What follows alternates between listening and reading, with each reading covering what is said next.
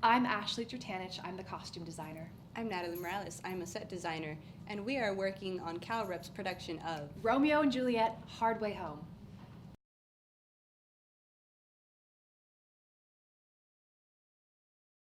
a whole lot of isolation and empty space that people just want to break through without having the means to do it. The world of this version of Romeo and Juliet that we're seeing is a very dusty world. We have a lot of characters who are in this Great Plains kind of an area, and they see a lot of possibilities along the horizon that they can never quite get to. And so we're seeing a lot of place with a lot of these characters that have stayed for years and years, families that have stayed for years and years, and not a lot of change has been happening throughout time. Because of the wide open and having a lot of space, we wanted to have a white cyc in the back of the set so that we can easily light,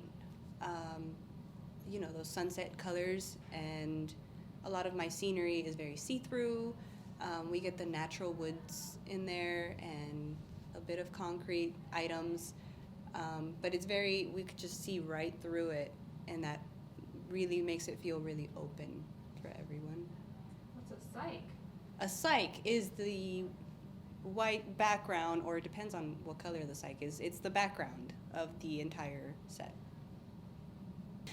So if you're in the space and you actually see the background, that is your cyc, whatever that color may be. So the back wall in this particular space is white, and we wanted to keep it white, and that is a white cyc.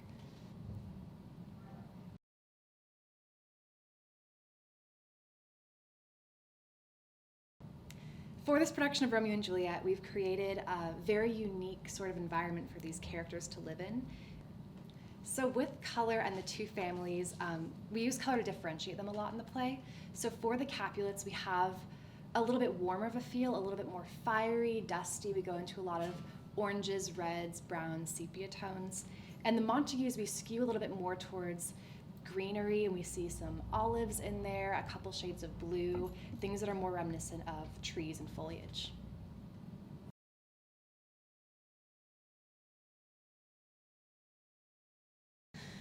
Definitely the main song of Brandi Carlile's album, Hard Way Home. It really speaks to what we are trying to accomplish for this show.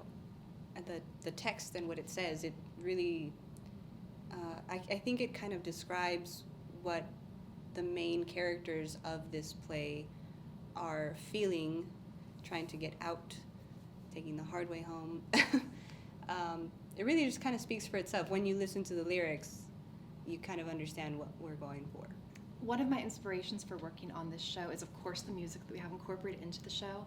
I was especially attracted to the song Just Kids.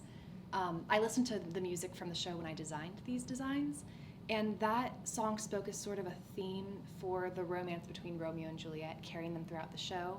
Especially with that song, there's a lot of light oohing in the background. There's a portion where there's frogs croaking at the very end, and that seemed really symbolic of the world that we're trying to create. So I used that to influence my designs and kind of some of the shapes that I found for these two characters, especially through listening to that music and letting that guide my way.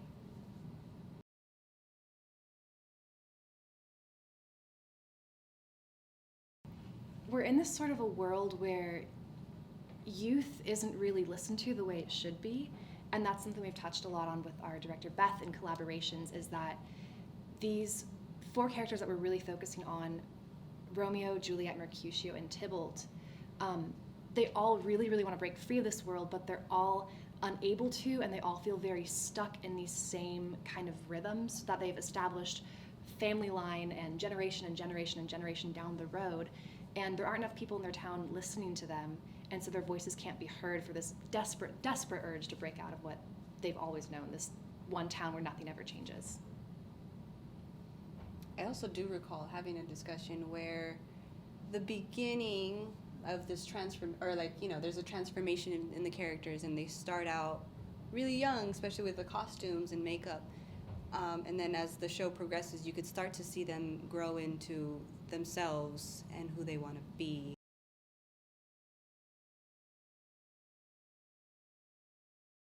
designers have to collaborate all the time. And some people, I have gotten a lot of questions like, how do the costume designers and the set designers work together? Like, how does that work? We do it. We do it.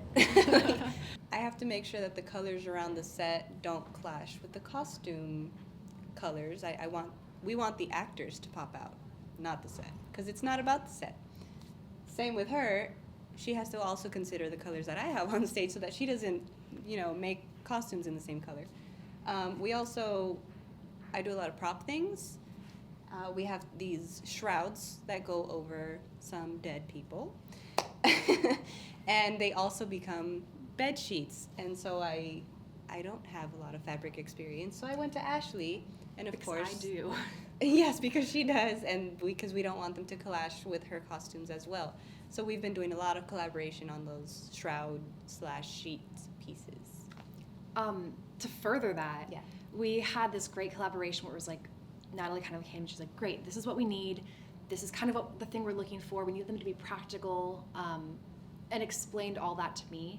And from that, we were able to find this beautiful pre-dyed silk that we already had in the costume shop storage, which was awesome.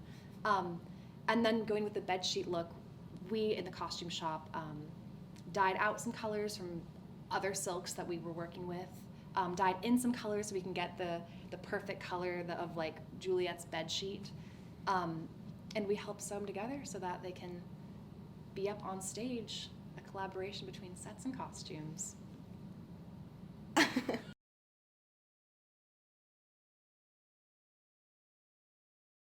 Yeah, there's a whole set being built, but I will say yesterday I just made a flower garland for the wedding scene that was like, it's such a simple thing, but it really puts us in that moment. It's really something you just hang on to a door frame or something, and because it's so pretty, it has flowers, you just know, okay, this is a wedding scene. That's what it is, So that definitely elevated that moment. For me, my favorite costume in the entire show, I think, is Juliet's yellow party dress.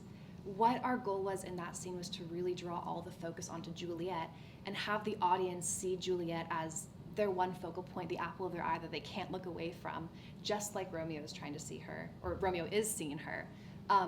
So everyone is in mostly the same things that they wear in their normal day, just a little bit more dressed up, but Juliet comes out and she's in this beautiful lace eyelet golden yellow dress, and she really stands out amongst the others, and the party scene is heightened because you're kind of seeing what's making this romance so special right from the start through Juliet's dress.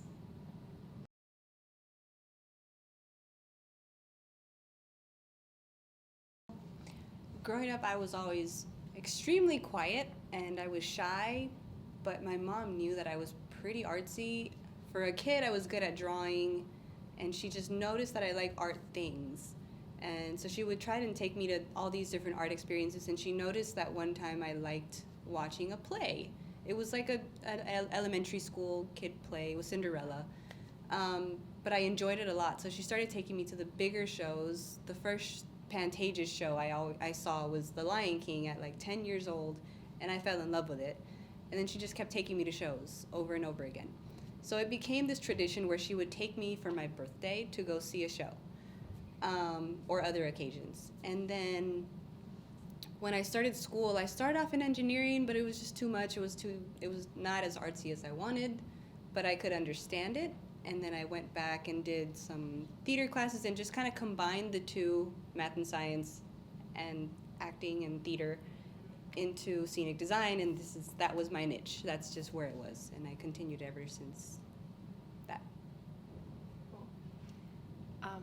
I found myself drawn to theater as well. I saw a production of Wicked, I think, for my 13th birthday, and from that point, it's just such a big spectacle, and I think that theater and movies and television, while they have the same kind of elements, they exist in a different world for me, in a different space of energy, and there's just something about the empathy that you can feel for someone who's acting live right in front of you, another person's story, and to me that feeling is really unmatched. So I found myself really drawn to theater, And as for costume design, I was always one of those little girls that like always wanted to wear my grandma's stuff.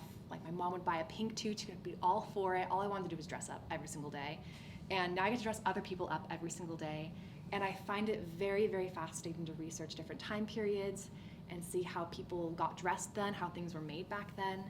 And I just think clothes and fabrics and getting people dressed up is unmatched. I just love the experience of being able to enact that art onto an actor that helps them perform in this beautiful, spectacular thing that we call theater.